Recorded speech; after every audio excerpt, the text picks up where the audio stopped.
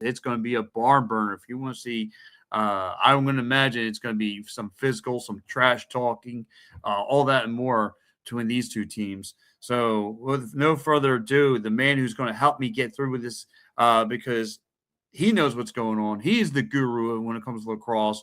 He is all over the world when you talk lacrosse. Let me bring on my man, Gary Groob. Gary, what's Hey, up, Pat, buddy? what's going on? Happy Sunday. Happy Sunday. Today is a big game, 3 o'clock. Despite the standings, with the Wings being 3-9, the Firewoods being 2-12, 2-10, what is the upside for both these teams in a game like this? I mean, I know, like I said, I mentioned about the trash talking, the physicality is going to take place today. What do you see out of both these teams today? Both teams are looking to try and get themselves right. They've had really rough seasons, both of them. Now, remember, let's go a little bit into history. You brought it up a second ago. It's Wings 2.0 against Wings 3.0. If we look, Mm-hmm. we're in Oshawa now. We just came from Albany, which came from New England, which came from Philadelphia. So Wings 2.0 versus Wings 3.0. So there's always that little rub. And Mm-hmm. again, you're looking at the trade deadline is tomorrow. Guys are going to try and put their best foot forward because who knows, you can go from a 2-9 team to a 9-2 team overnight because Buffalo needs somebody. Colorado needs somebody. They have draft picks to give, and these teams are looking to build. A number of these players are on the conversational lists. I would think, out of Philadelphia, I think Nick Damude's probably top of the list when people are talking about what they can grab if they need some goaltending or even, emergency goaltending, getting a solid backup because you're only as good as your goaltender is going to take you in the playoffs. The other one that would come to mind for me is Joe Resetarits. And the rumors are Buffalo wants him, and he's, a Buffalo guy. So to go and finish his career where he began wouldn't be a terrible thing. Plus, Buffalo has some assets. Philadelphia can use those assets. We have probably the best draft we've seen in 10 years ahead of us this summer and the following summer. So to get first-round draft picks is gold if you're rebuilding. Just look at Toronto. Toronto took 3 draft picks, and take a look where they're at now. Yeah, it was a quick turnaround for the Rock. I mean, the Toronto Rock. I mean, again, you cover them. They for quite some time they were a top contender for the NLL Final Cup, and then all of a sudden they took a hit last year. Now all of a sudden they turned the page that fast, and again it's all about building from the ground up, and they done it right. So now Paul Day, again today enjoy it. It's going to be a rivalry game. But outside of that, like I said, tomorrow's the trade deadline. So, do you think the Wings want to, like you said, maybe want to give Deacon Knock the start today? Maybe they want because they want to save what they could get in return for Nick Damude. Maybe not have Joe Resetarits in the lineup because again, you want to save his vulnerability for for the for a trade deadline and get a lot of in return. It's a definite possibility, but then again, when you're not rolling that great, Philadelphia, my big thing with them, and I've been going on weeks about this, is I don't see guys having roles. I don't know what Blaze Reardon's doing. I don't think he's got a role. I don't think he knows what he's doing on this team right now. He used to be that bull in a china shop out front, and ever since Brendan O'Neill's come around, the ball goes to him. It doesn't go anywhere near Blaze. Blaze is setting a pick here and there, and that's about it. Well, you don't need that in a lineup, really. you can get somebody a lot cheaper there. You have Resetarits, who's doing what Mitch Jones did last year, but Resetarits is your scorer, and he needs to be doing that. So if he's facilitating, then he's not scoring. And you got a bunch of guys who aren't scoring, hence the Wings not getting a whole lot of goals, hence them not winning a lot. It all comes down to roles and what guys are doing. There's a number of pieces there that are really, really strong, in my opinion, because I love that they traded Nick Rowlett to Toronto the other day, about 2 weeks ago. They're putting the eggs in the basket now with Bo Columbus. I've watched Bo for the last couple of years as a junior. He's going to be a bona fide face-off guy. He's good. So that's the right move, looking down the future. I like Alex Pace. Chris Corbeil, he's a journeyman now. He spent some time in Toronto. He had his major career, of course, with Saskatchewan as their captain during their championship years. But is his usefulness there in Philadelphia needed, or should he be on the block again to another team that needs some veteran leadership going through into the playoffs? And what can they gain from that? I know Toronto was able to gain some pretty good picks out of Philadelphia, trading him to Snoo over to them. I believe that first round pick of CJ Kirst happened to be that one. Only the all-time NCAA scorer, right? Yeah. Good way to turn your organization around. Listen, CJ Kerr's a franchise player, but like I said, I want to back up a couple of things that you said. Mm-hmm. First, I want to start with Blaze Rudin. Again, he looks like he's lost in the shuffle. Like you said, you don't know if he knows his role. A few years ago, when I first started covering this team, he looked like he was your bulldozer, just creating havoc down low, be able to score. And now it's kind of the physicality of this team is just not what it was. Even going back to game one, I just remember that defense just putting people on the board, smash mouth style defense. And I don't know, I don't know why they got away from it. But it just, that to me was their identity of this team. And like you said, you talk about Joe Russell taking on that facilitating role instead of being that, top-notch goal scorer. And now you kind of put your all eggs in one basket of Mike Sowers and Brandon O'Neill to be that goal scoring piece for you. And it's just, and a lot of things too have gone, not as great for this team. You got to see it a little bit last week. You got to see the secondary scoring of Dalton Young come up with a hat trick.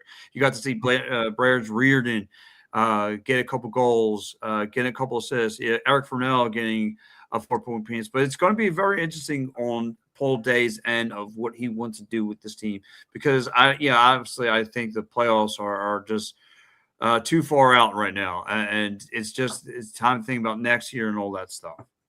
Yeah, and I wonder where the transition game went. You talked about Eric Fennell. You got back Flash. He's back in the lineup now. You had Liam Patton, and all of a sudden it all went south. There was no transition. Well, it's pretty easy to defend when you're just waiting for the offense to come on, which makes them one-dimensional. What happened to Phil Caputo? Yeah. He was hurt for a bit. He came back. He looked pretty good when he came back. Then all of a sudden you get lost in the shuffle again. So I'm thinking maybe he's up on the trade blocks as well, because there's obviously a team or two that can use secondary as well as a little bit of toughness. And again, I've known Phil for years through the Brampton organization. And, he's had trouble fitting in. The only place where he really fit in and he really thrived was Panther City. Right. Toronto, they used him as a D-man, which was a mistake. So he wound up playing left press box most of the time. Panther City, he thrived as Rochester, he started getting his feet under him, getting a forward. Panther City, he thrived. He came over to Philadelphia and gone, lost in the shuffle again. So I think that he can be useful, but I don't think that he can be your number one, number two scorer. If you can find the right role for him, again, we're talking roles, the right role for him, and he can be a real advantage to your offense. Right? You can even use him transitionally. And from what I saw of Phil Caputo, he brings aggressiveness. He brings that Philly swag. He's always down in the crease, ready to score or something like that. But like you said, maybe just his role here is just not fitted. And he, like you said, go to a contender that may use his services to be that big playmaker that he once was, and kind of get back to a game of it, from Panther City to kind of get back to that. But for right now, it's he's only averaging 2 goals a game, if that, anymore. See, the other thing is, you got Landon Sinnefield back now, and he's a stud if he gets an opportunity. And you put him, you get Brian Kent, you get Dalton Young in there as well, and these are the future. And you put him with a Sowers and a Brennan O'Neill and start building that way, and instead of trying to piece this, that, and the other together. It's Fisher cut bait, and I think it's time to cut bait and start really going from the nitty gritty all the way back upward. Sorry, fans, it's going to take a year or two, but there will be a light at the end of the tunnel if they do it this way. Get those picks now. Next year's draft is, full of great talent. See what you need first and build from there. The one thing they don't have a problem with and haven't had a problem with is goaltending. Going back to Zach Higgins, as much flack as he took, remember, he was facing 60 some odd shots a night from not having any defense in front of him. And he was still, I believe he still has a record for the most amount of saves in the season, which is obscene for the amount of rubber he saw. Take a look what he's doing in Ottawa. He held Colorado last night to 5 goals. I think he held him to 1 goal in the second half. Absolutely off the charts. And if you want his biggest supporter and biggest fan, you need not look any further than your backup goalie, Deacon Knott. Deke has learned his craft in the NLL, watching and talking with Zach. And I had Deke on the show on Thursday on my show. Yes. And, it was a great conversation. I've known Deke since he was a kid. And watching him come up through Peterborough, watching him come up in with the Canadian juniors and CLL winning the gold. You want to talk about a storied career already. He was the final piece for Burlington before they won the Minto Cup. And that was no small feat because they had to knock off an Orangeville team that was undefeated that year before going out west and winning the cup. So Deke can do it. And I think it's probably his time now, which makes Nick Damude expendable. And for the season that Nick is having, regardless of what the scores are in front of him, you take a look at his statistics and he will be an asset and he can garner a first round pick somewhere. Guaranteed. Yeah, listen, it does have me surprised that this has been the Nick Damude show more than Deacon Knock. I thought he was going to get the start, the nod right away, and this has been the Deke. And trust me, Nick Damude has been really for me what I've seen. He's been an upside for this club. He's really turned things on. He's really come on strong. Like I said, he's probably going to wind up getting out of here. After today will probably be his last scenery, his last showdown here in Philly before he gets moved on. So then you are going to get the Deacon Knox show, probably starting out there versus the Firewolves up in Canada. So what is your take though with this rivalry? How far do you remember this? Well, up until recent, Oshawa, Albany has been a contender. Now, they are a young team, but they have this youthful exuberance that, and with Glenn Clark as their coach, have just been able to exceed all expectations. It goes even further back when they were in New England as the black, whatever they were called then. Yeah. It's hard to Black Wolves or whatever. But they were, if you remember, the COVID year, they were the ones expected to win the championship. Right. COVID shut down that season. And, they moved to Albany. The rest is history. But this thing, since the beginning, because, again, you had the Philadelphia Wings who moved to New England. This is that team. And there's always been that little, we're better than you. No, we're the upstarts. We're coming. So there's always been that thing. Now, if you look at toughness, Oshawa has picked up over the last few weeks Dawson Theed. They've picked up Emerson Clark. Both guys from the Brooklyn area, not Brooklyn, New York, Brooklyn, Ontario, and both from that area. And so they're just fitting in beautifully. The fans have taken right to them. But what's the first thing that Emerson Clark did? Well, he got into a fight with Elijah Gash in Toronto. Well, great way to reestablish yourself, right? Yeah, it's like I said, today should be a fun one. I'm curious to know if Ian Rubel is going to, set a couple guys because tomorrow, because of the trade deadline, try not, and see what we have for the future of this team. I would assume that he's going to play everybody because I don't think so? it's etched in stone. And I think this team really, nobody is technically out of the playoffs yet. No. It's amazing that you have 3 wins and you can still be in the playoffs, but you get on a run, across the game of runs.